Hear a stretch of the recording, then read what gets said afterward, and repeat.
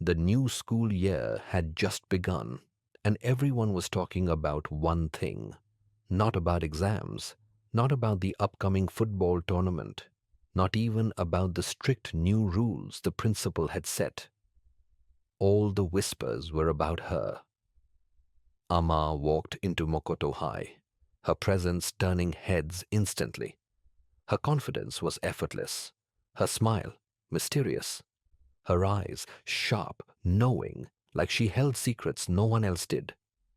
In just a few weeks, she had become the most talked about girl in school. But there was one strange thing. The football team, the most popular, untouchable boys in school, acted differently around her.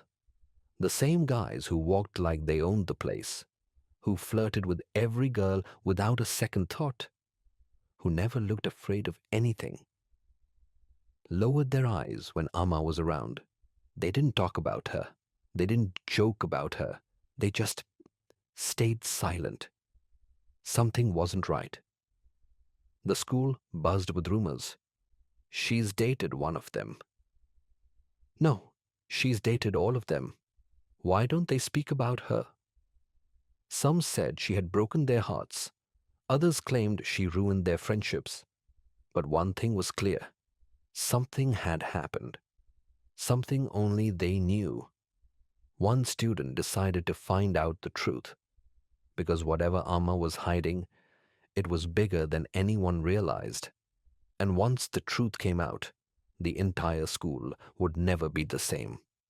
At first, it was just small whispers in the hallways. She was seen with the captain last week. I swear I saw her and the goalkeeper arguing behind the gym. Wait, wasn't she with the defender last month? One by one, the pieces started fitting together. Amma wasn't just dating one football player. She had been with all of them. The football team, once the closest group in school, began falling apart.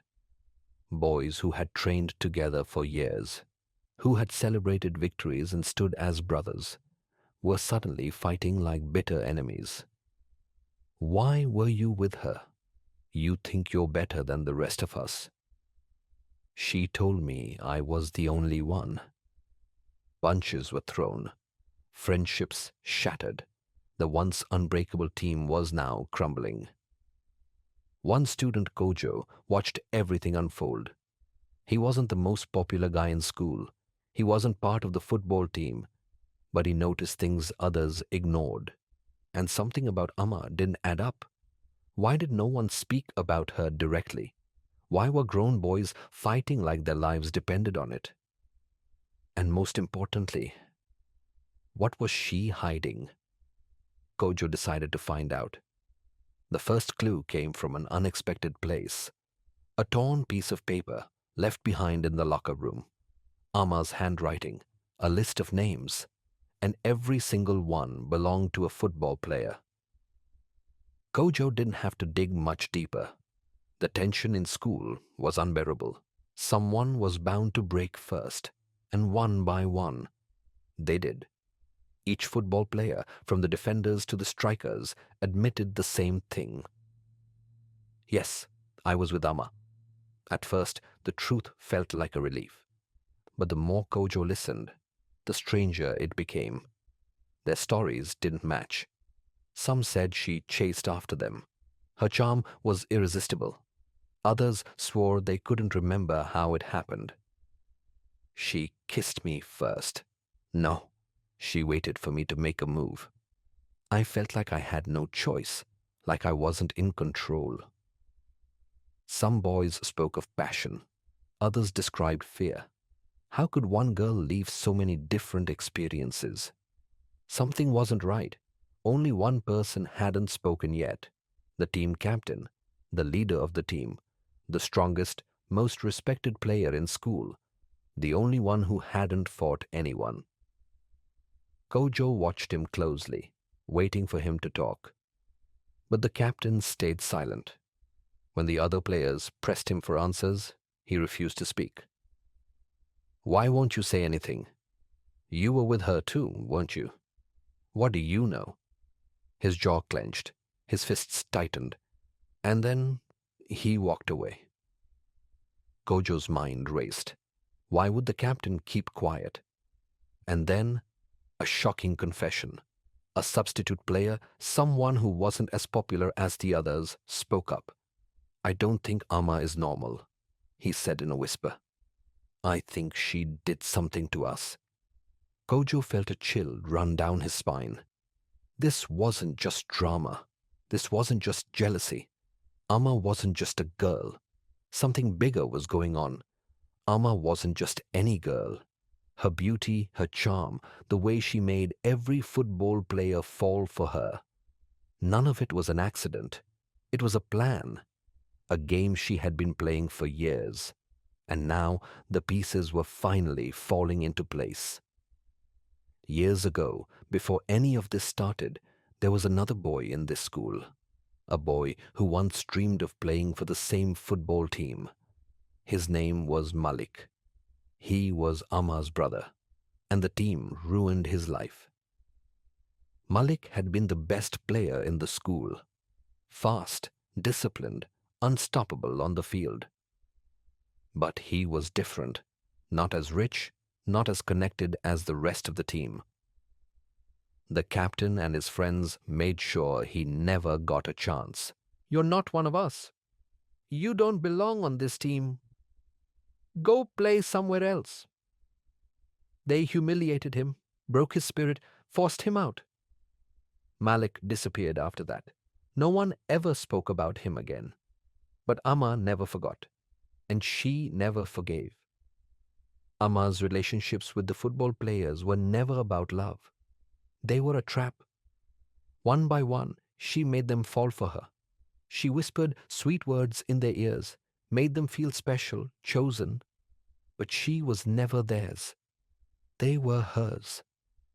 And when they finally realized the truth, it was already too late. Now, the team was falling apart. Jealousy, fights, betrayal. The same pain and humiliation they had given Malik was now happening to them. Amma had destroyed them from the inside, and she was just getting started. The football team was in ruins.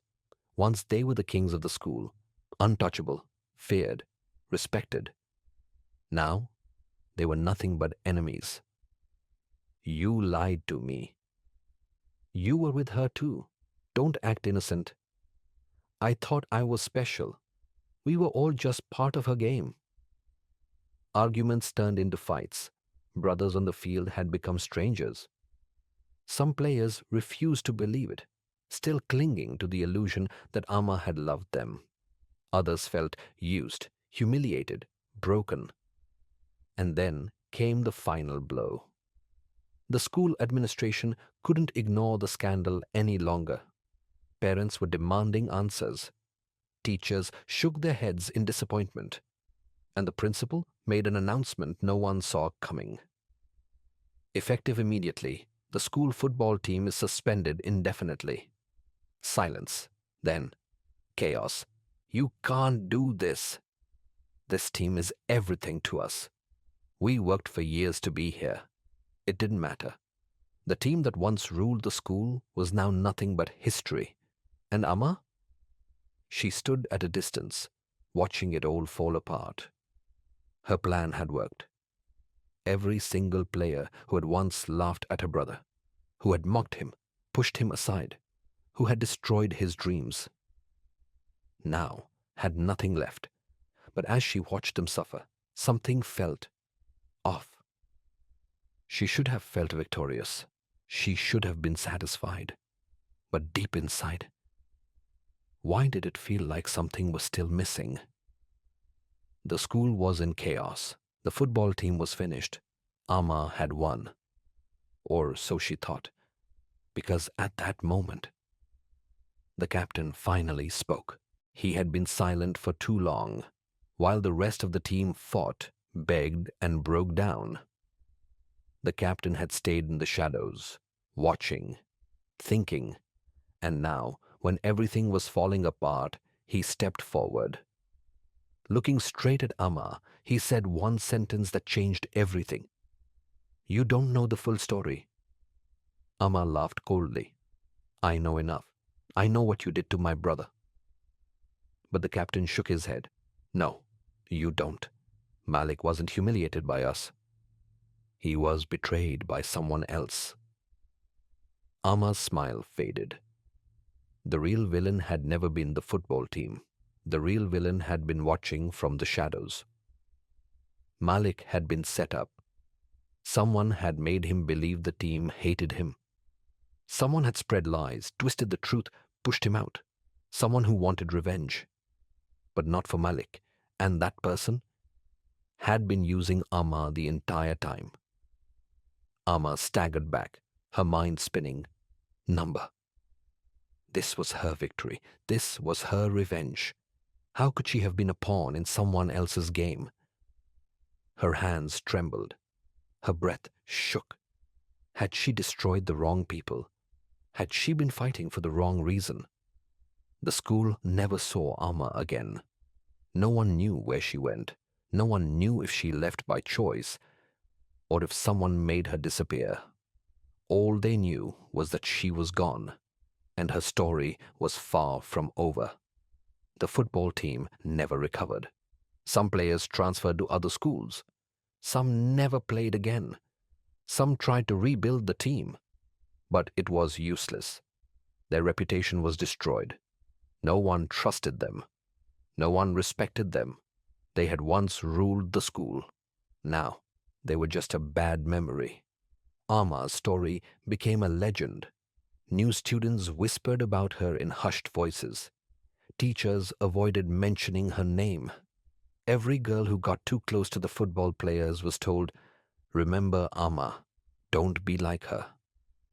And every boy who thought he was untouchable heard the same warning. Watch out, or you might end up just like them. But in the end, no one could answer one final question. Was it justice? Or had Amma just played another game?